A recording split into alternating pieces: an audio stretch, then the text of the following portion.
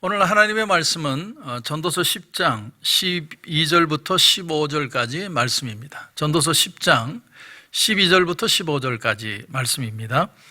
지혜자의 입의 말들은 은혜로우나 우매자의 입술들은 자기를 삼키나니 그의 입의 말들의 시작은 우매요 그의 입의 결말들은 심히 미친 것이니라.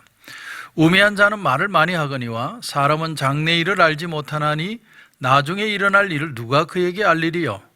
우매한 자들의 수고는 자신을 피곤하게 할 뿐이라 그들은 성읍에 들어갈 줄도 알지 못함이니라. 한번 기도드리고 말씀 보도록 하겠습니다. 하나님 은혜를 감사합니다. 오늘 하나님의 지혜를 배우기를 원합니다. 세상의 지혜가 아니라 하나님의 지혜를 배우고 은혜 안에서 말하고 은혜 안에서 행동하는 그런 귀한 하루가 되게 하여 주옵소서. 하나님 오늘 말씀 속에 은혜 주실 줄 믿고 예수님의 이름으로 기도드립니다. 아멘. 우리가 보는 이 전도서에서 지혜라고 말을 할 때 그 지혜는 단지 인간의 지혜만을 말하는 게 아닙니다. 성경이 지혜라고 말할 때는 그 지혜는 보다 더 깊은 종교적인 의미를 내포하는 겁니다. 그래서 하나님과의 관계에서 지혜를 설명하고 있다는 사실 우리가 간과하면 안 됩니다. 그러므로 여기서 성경에 나오는 어리석은 사람, 우매한 사람이라는 건 단지 하나님을 모르는 사람, 그런 뜻을 넘어서서 하나님을 알면서도 하나님의 말씀대로 살지 않는 사람들까지 포함하는 겁니다. 그걸 우매자들이라고 표현하는 것이죠. 그런데 그 우매자의 특징을 솔로몬은 오늘 본문에서 이렇게 설명을 합니다. 여러분 12절을 보시면 지혜자의 입의 말들은 은혜로우나 우매자의 입술들은 자기를 삼키나니. 자, 지혜로운 자의 입의 말은 은혜로우나 먼저 이렇게 얘기합니다.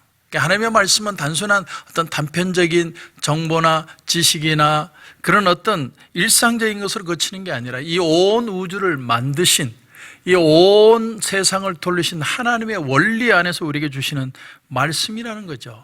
그래서 하나님의 말씀은 포괄적이고 변함없는 말씀, 다시 말하면 어떤 상황에서든 적용할 수 있는 말씀이라는 뜻입니다. 그러나 반대로 우매자들의 입술들은 자기를 삼킨다. 이걸 표준 세번역의 번역을 보니까 어리석은 사람은 제 입으로 한 말 때문에 망한다 이렇게 표현을 했습니다. 사람들이 죄를 지어서 하나님을 떠나게 되었다는 말은 다른 말로 하면 우리 인간이 우매하게 되었다는 걸 뜻합니다. 하나님을 떠나니까, 은혜를 떠나니까 어떤 일이 일어나느냐 하면 모든 것의 기준이 세상이 된 것이죠. 세상의 지식과 세상의 방법과 세상의 처세술이 내게 모든 것이 된 겁니다. 그래서 답답한 현실 속에서 인간과 인간이 경쟁을 하니까 서로 부정적이 되고 불평하고 남을 욕하고 시기하는 일들이 일어나게 된 겁니다. 다시 말하면 절대적이고 포괄적인 삶의 기준을 잃어버린 것이죠.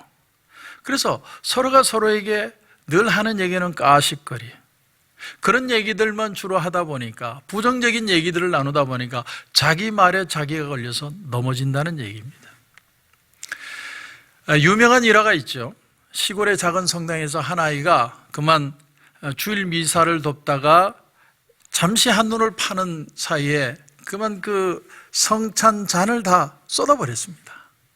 근데 바로 그 순간에 이 신부님이 얼마나 화가 났던지 당장 여기서 떠나라고, 다시는 오지 말라고 호통을 쳐서 애를 쫓아내버립니다.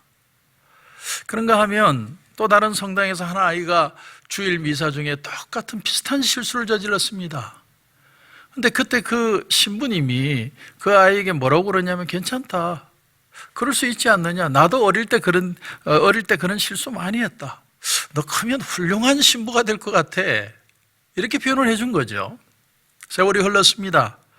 성당에서 쫓겨난 그 아이는 조세프 브로즈 티토라는 사람이었는데 나중에 공산주의 국가인 유고슬라비아의 대통령이 된 바로 그 티토라는 사람이죠. 아주 강력한 독재자가 됩니다. 그런가 하면 어릴 때 신부님에게 칭찬을 받았던 이 어린아이는 그 유명한 풀턴 쉰이라는 대주교가 되었다는 얘기입니다. 사람이 사람에게 말하는 그 한마디도 사람의 인생에 영향을 끼친다면 하물며 이 세상 온 우주 만물을 만드신 하나님의 지혜는 인간에게 얼마나 많은 영향력을 끼치겠습니까? 성경 구약에 보면 이스라엘 백성들이 그 고통스러운 이집트 400년 생활 속에서 하나님이 그들을 불쌍히 여기셔서 구출해 주시죠.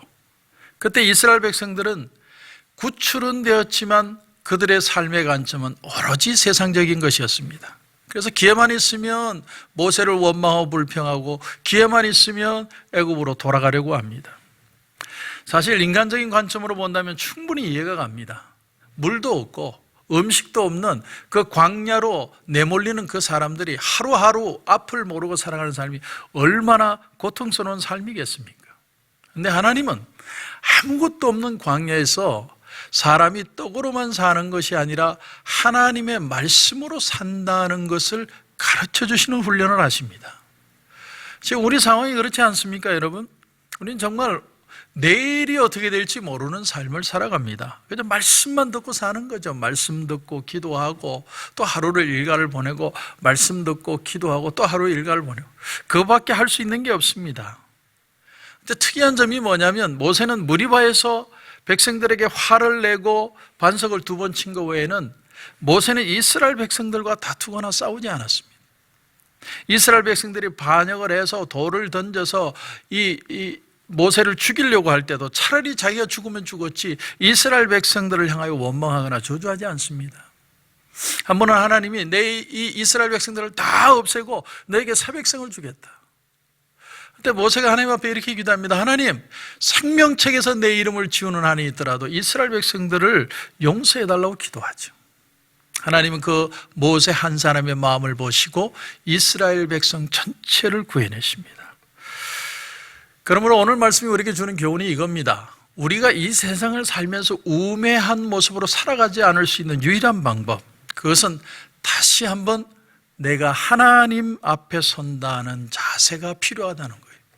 여러분, 우리가 잠시 불편하다고 해서 원망만 하는 게 아니라 이 시간이 말씀 앞에 서고 기도해야 되는 시간이라는 걸 우리가 철저하게 다시 한번 인식할 필요가 있다는 거예요.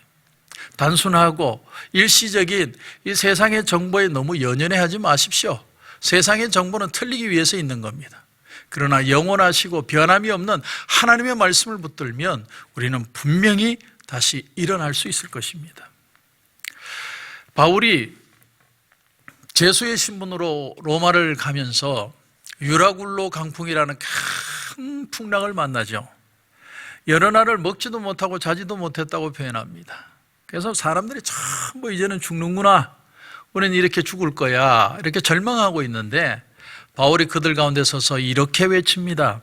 사도행전 27장 22절 이하에 보면 내가 너희를 권하노니 이제는 안심하라. 너희 중 아무도 생명에는 아무런 손상이 없겠고 오직 배뿐이리라. 내가 속한 바 곧 내가 섬기는 하나님의 사자가 어젯밤에 내 곁에 서서 말하되 바울아 두려워하지 말라. 네가 가이사 앞에 서야 하겠고 또 하나님께서 너와 함께 항해하는 자를 다 내게 주셨다 하였으니, 하나님께서 그 항해하는 사람들을 다 바울의 손에 붙여주셨다 이렇게 표현합니다. 그 말이 무슨 말이에요? 바울을 위시해서 그 배에 탄 276명이 한 명도 죽지 않고 다 로마로 가게 될 것이다 라는 말씀입니다. 그렇습니다. 신앙인들은 딱 하나가 세상 사람들하고 틀린 사람들입니다. 사람들은 폭풍우가 치면 폭풍우만을 보고 두려워하지만 믿는 사람들은 그 폭풍우 치는 바다를 만드신 하나님을 보는 사람들이에요. 그게 틀린 관점입니다. 여러분은 지금도 무릎 꿇고 기도하면 하나님의 위로와 하나님의 함께 하신가, 내가 너를 붙들어 주려는 음성을 듣고 있습니까?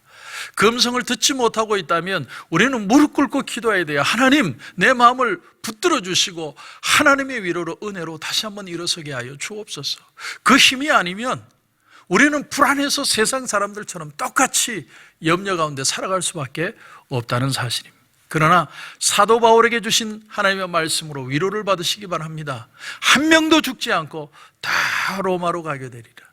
한 명도 죽지 않고 우리는 다시 하나님의 회복을 경험하게 될 것입니다. 오늘 말씀 여러분 14절도 보십시오.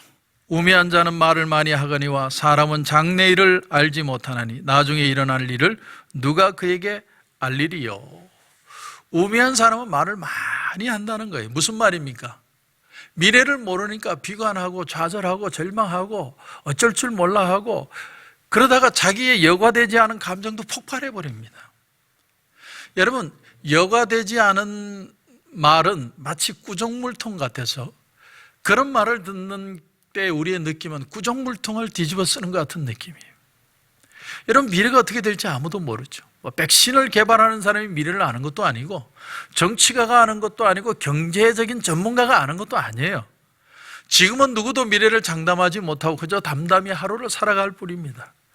하지만 코로나 바이러스가 아니라 이 세상을 만드신 하나님을 바라보는 사람은 오늘도 기도 가운데 주님의 이런 귀한 음성을 듣는 겁니다. 두려워 말라, 놀라지 말아라, 내가 너와 함께 함이니라. 이런 귀한 응답이 반드시 저와 여러분 가운데 있기를 주님의 이름으로 축원합니다. 여러분, 15절도 보십시오. 우매한 자들의 수고는 자신을 피곤하게 할 뿐이라 그들은 성읍에 들어갈 줄도 알지 못함이니라.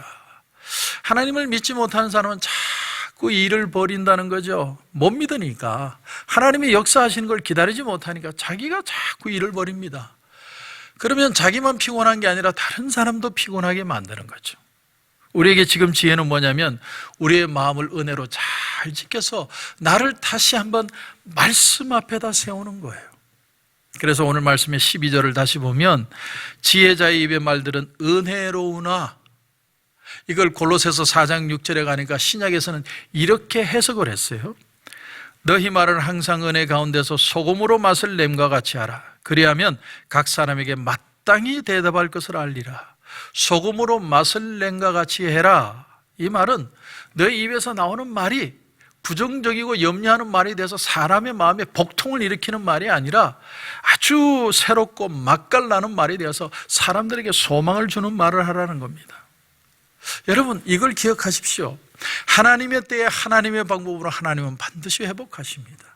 그걸 믿는 게 그리스도인입니다. 그러므로 우리는 믿음으로 이 땅을 사는 거죠. 믿음으로 이 땅을 사는 사람은 자기 입의 말도 조심하는 사람이에요. 소금을 치듯이, 소금이 맛을 내듯이 말할 줄 아는 사람입니다. 우리가 그렇게 위로하고 그렇게 소망을 주는 것이죠.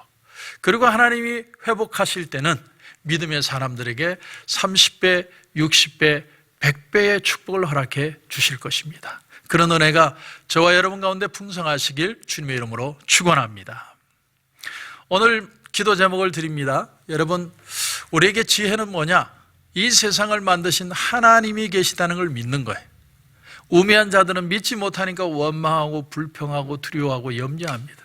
하나님, 내 입술을 주장해서 소금을 치듯이 소금을 내는 말이 되게 하시고, 그래서 하나님이 회복할 때 30배, 60배, 100배의 축복을 경험하게 하여 주시옵소서.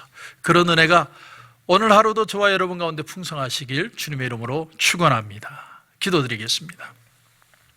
하나님, 은혜를 감사합니다. 오늘 이 새벽에는 지혜가 무엇인지를 다시 배웠습니다. 풍랑이는 바다를 보며 풍랑을 보는 세상 사람들이 아니라 그 풍랑이는 바다를 만드신 하나님을 볼 수 있는 그런 포괄적이고 영원한 말씀의 눈을 가지게 하여 주옵소서. 아무리 세상이 나를 뒤흔들어도 하나님이 우리를 붙들면 아무것도 아닌 줄 믿습니다. 두려워하거나 염려하는 마음들은 떠나게 하시고 이 말씀의 능력으로 승리하는 하루가 되게 하셔서 우리 입술에서 나오는 말들이 소금을 치듯이 남들에게 힘을 주는 말이 되게 하시고 오늘 하루도 소망으로 승리하는 귀한 날이 되게 하여 주시옵소서. 하나님 은혜 베풀어 주실 줄 믿고 예수님의 이름으로 기도드립니다. 아멘.